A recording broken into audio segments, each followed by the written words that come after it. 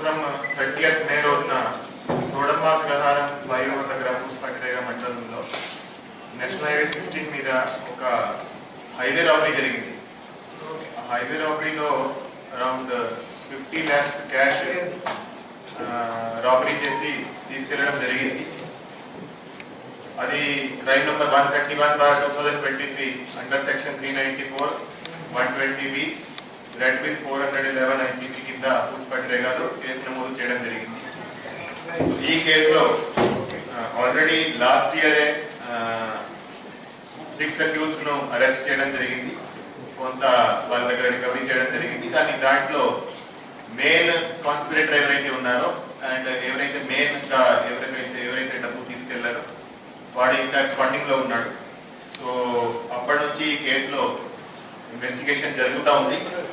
So నిన్న మధ్యాహ్నం మాకు వచ్చిన క్రెడిబుల్ ఇన్ఫర్మేషన్ మీద, నమ్మకమైన సమాచారం మీద ఈ అంతా టెక్నికల్ అనాలిసిస్ చేశారు. అదేవిధంగా ఇన్ఫార్మేట్స్ ఇచ్చిన సమాచారం మీద సిసిఎస్ ఇన్స్పెక్టర్ గారు అండ్ ఆయన team, CCS inspector, CCS SI and వాళ్ళ టీమ్ కందివలస మార్కెట్ దగ్గర మెయిన్ అక్యూజ్డ్ ఎవరైతే అంతా రచించారో వాడిని పట్టుకోవడం జరిగింది. అతని దగ్గర 5 తులాస్ గోల్డ్ అండ్ 12,10,000 క్యాష్ అతని దగ్గర నుంచి రికవర్ చేయడం జరిగింది. ఫర్దర్ అతనికి ఇచ్చిన ఇన్ఫర్మేషన్ మీద దారకు గోపాల్ కృష్ణ ఆయన కూడా ఇతనితో పాటు కాన్స్పైర్ చేసి ఇదంతా ప్లాన్ రచించి ఈ హైవే రాబరీ చేయడం జరిగింది. అతన్ని కూడా నిన్న అరెస్ట్ చేయడం జరిగింది. అతని దగ్గర నుంచి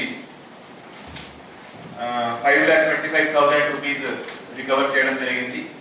సో నిన్న ఈ ఇద్దరు ముద్దాయిల దగ్గర నుంచి 17,35,000 క్యాష్, అదేవిధంగా 5 lakhs వర్త్ గోల్డ్ రికవర్ చేయడం జరిగింది. సో వీళ్ళు ఈ క్రైమ్ లో ఏంటంటే వీళ్ళు మెయిన్ ఎవరైతే మనం నిన్న పట్టుకున్నామో వాళ్ళిద్దరూ మెయిన్లీ ప్లాన్ రచించి మిగతా వాళ్ళని కూడా దాంట్లో భాగం చేసి వాళ్ళు 30th మే 2023 రోజున చోడమాగ్రహారం ఫ్లైఓవర్ దగ్గర ప్లాన్ చేసి అక్కడ ఒక కార్ను ఇంటర్సెప్ట్ చేశారు. బైక్స్ మీద వచ్చి ఒక కార్ను ఇంటర్సెప్ట్ చేసి అక్కడ ఎవరైతే కార్లో ఉన్నారో అతను కళ్ళల్లో ఈ కారం కొట్టి 50 lakhs క్యాష్ తీసుకెళ్లడం జరిగింది.